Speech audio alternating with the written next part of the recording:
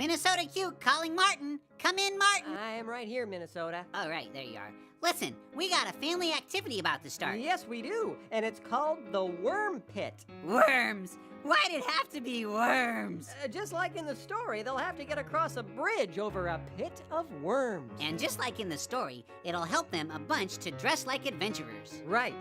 To play the game, you'll need a bandana for each player and a special item. Like a hairbrush. Sure, like a hairbrush. We're gonna go on a search for this hairbrush. The bandanas are the planks that you can use to build a bridge across the pit. Mark out an area where your pit will be, but be sure to make it long enough so that you'll have to use all the planks to reach your special item without stepping into the worm pit. Once you set down a plank, you can't move it, so make sure you get a good spot. For the first time through, let each person try using just their one bandana and see how far they can get. Now we'll try it again. And this time, make an agreement with a partner to share the victory. How far can you get now?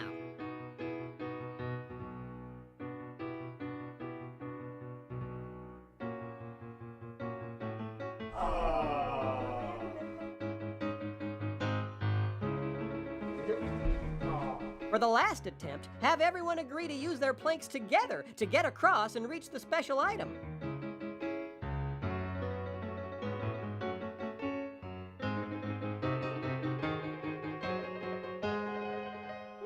Nice work. Yes, instead of trying to do it alone, they were able to make it across the pit by sharing their planks. Right. And because no one was being a bully and trying to take the prize for themselves, by sharing planks, it actually made it easier. That's right, Minnesota. Just like in the story when you were willing to share the hairbrush with Professor Rattan. So, what did we learn from this? Be sure to talk the game over with your family and find out what else they learned from this activity. Well, we gotta go, but thanks for joining us in this fun activity. Goodbye! Bye! Hi everyone, this is Toto Baggy Pants. Well, it's actually Junior, but I play Toto in the show. Today we have a family activity that will show us how to use our gifts to help others. In The Lord of the Beans, we saw how using my special gift brought fresh water to the land of woe. This is the Taylor family, and they're going to show you how to make your own well. For this activity, you'll need some modeling clay or Play-Doh, a large pan or tray, some rocks, and a pitcher of water. Try to choose Play-Doh that's a different color for each person. The first person should roll their clay to make a snake and then put it into the bottom of the pan in a circle. This ring will be the base of the well, so be sure to make it thick and strong. Next, place a row of rocks into the clay. Now you can take pieces of clay to fill in between the rocks. Be sure to press the clay in tightly so the well won't leak. Have the next person roll out their clay and make another ring. Put more rocks into that layer and fill in the gaps. After everyone has added a layer, use the rest of the clay to make a smooth top. You can also add clay to the very bottom of the well to seal it tight. Now, take a pitcher and pour water. Did your well hold water? If not, then empty it and try sealing the inside of the well again with your clay. Can you see all the colors? That shows how each person's gift was used to make your well. A well is a very important part of life in many parts of the world. To learn more about wells and fresh water, have your mom or dad look it up on the internet. Thanks for joining me in this activity. I sure hope you had fun. Bye!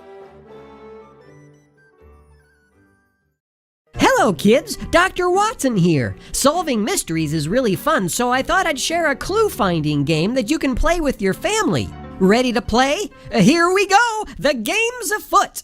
First, decide on some hiding places around your home. Then choose a special item that you can hide for your sleuth partner to find. Now you need to create the clues. You can make your clues out of anything and even draw them if you'd like. We use some old magazines to cut out pictures. Glue or tape them onto a 3x5 card. Once you decide where you're going to hide the clue, you can also mark the back of the card with an arrow to help your partner know where to look. You can use as many clues as you'd like, but for this game we used 4 for each person. Now you're ready to hide your clues. Decide where you want the special item to be hidden and then hide the clues in order. If you have a difficult time finding or reaching a clue, you can ask for help.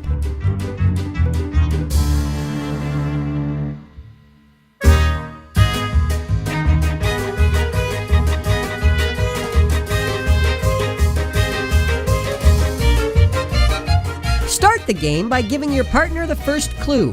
Once all the special items have been found, the game is over. This game can be especially fun for birthdays, Christmas, or other holidays.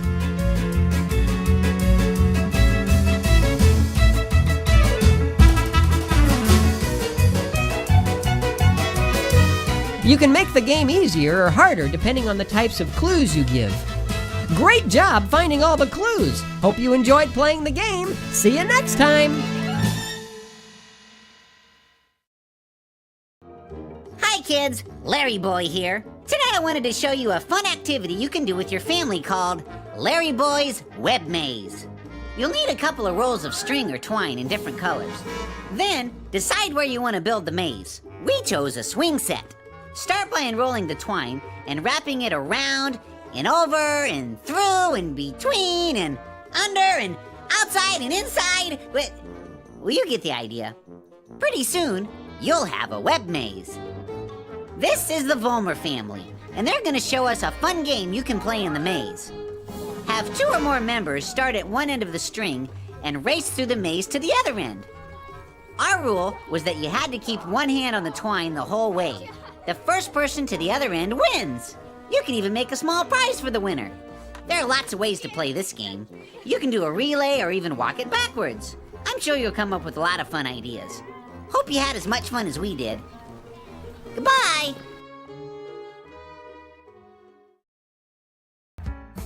Hi everyone, this is Larry the Cucumber. We've got a family activity that'll help you to learn more about trusting.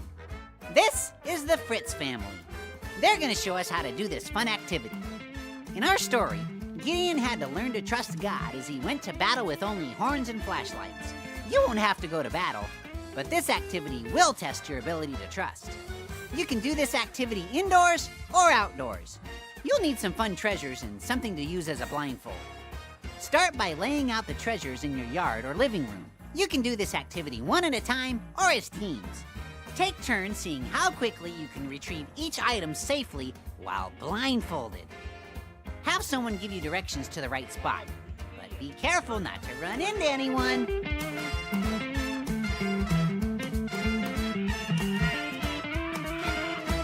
Make sure everyone gets a chance to wear a blindfold. Now have everyone talk about how difficult it was to trust the leader when they couldn't see where they were going. Gideon had to trust God, even though he couldn't see exactly how they were going to win the battle. We can always trust God, just like it says in Proverbs. Trust in the Lord with all your heart and do not depend on your own understanding. Seek His will in all you do, and He will direct your paths. I hope this activity was a helpful reminder about how important trust is. Thanks for playing. Goodbye! Hey everyone, Bob here, and have I got a special activity for you. It's called the Special Snowflakes game. Did you know that no 2 snowflakes are alike? God made them special just like each of you. To get started, you'll need some paper, scissors, pens or markers, and a bowl or hat. To make your special snowflakes, everyone begin by taking a sheet of paper and folding it into a triangle or square, and then make small cuts along the edges and the creases of the paper like this.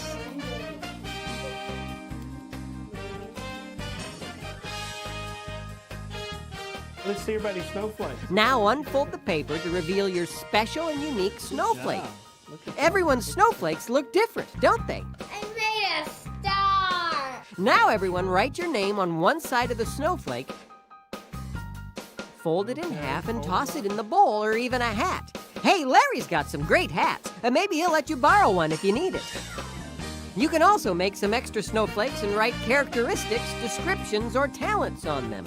Some examples could include funny, good singer, enjoys basketball, likes vegetables, especially tomatoes.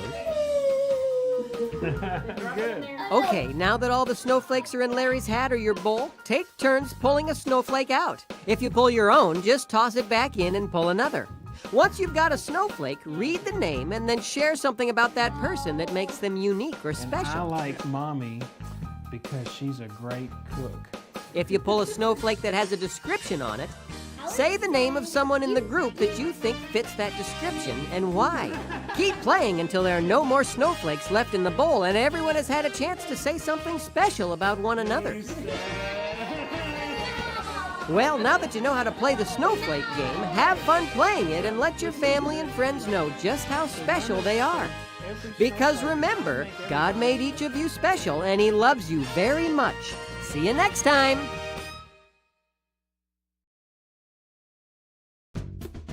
Hey everyone, this is Larry. And today, we're going to learn about the story of the prodigal son as we play the Harvest Time game. And we're gonna find out. To start, you'll need to gather the following items: your favorite translation of the Bible, a stack of note cards, paper bags, scissors, tape, crayons, and pens. This is the Smith family, and they're going to help show us how to do the activity. Parents, begin by reading the story of the prodigal son from Luke chapter 15 to your kids. And kids, be sure to pay close attention because in a minute, we're going to test your newfound knowledge of the story with some fun questions. While you're listening to the story, draw pictures of your favorite veggies on the note cards.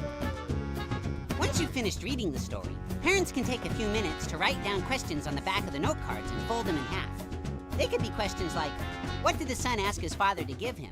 Or, what animal was it the son's job to feed? Now take the paper bags and cut them into basket shapes. To do this, you'll want to cut down the sides of the bag, leaving a strip on each side that can be folded over and taped together to make a handle, just like this. If you want, feel free to draw pictures on your basket as well.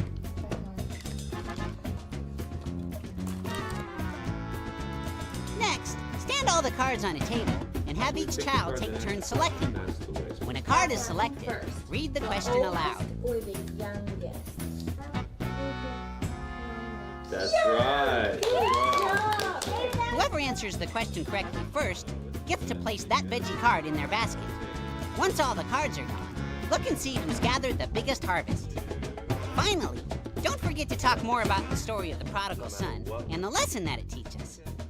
And remember, God made you special, and He loves you very much. And nothing you do could ever cause God to love you any less. See you next time. Goodbye.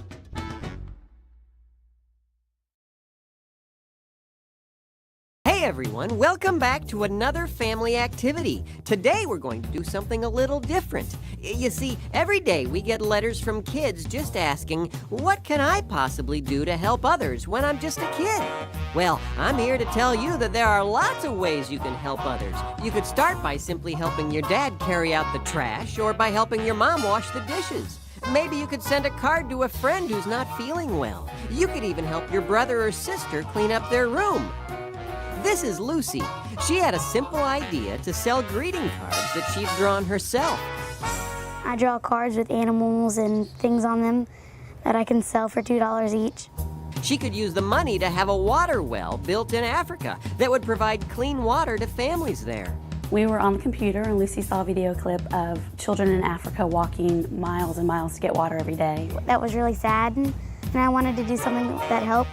She loved to draw. She decided to draw pictures and make greeting cards, and she was gonna sell them to her friends and relatives, and so we just let her go for it.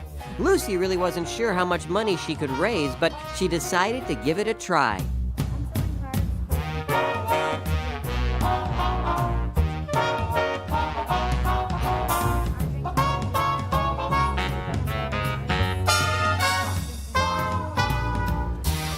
Thank you.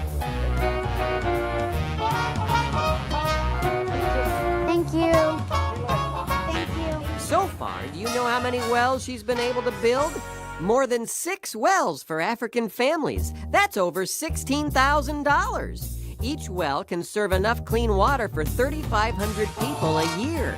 Wow! That's an amazing story of a girl who saw people who needed help and then helped them. It was amazing. Sit down as a family and talk about some ways you could help people around you. Whether it's helping someone around the world or someone in your own neighborhood, remember, God loves it when we help others. Thanks for joining me today. We'll see you next time. Goodbye!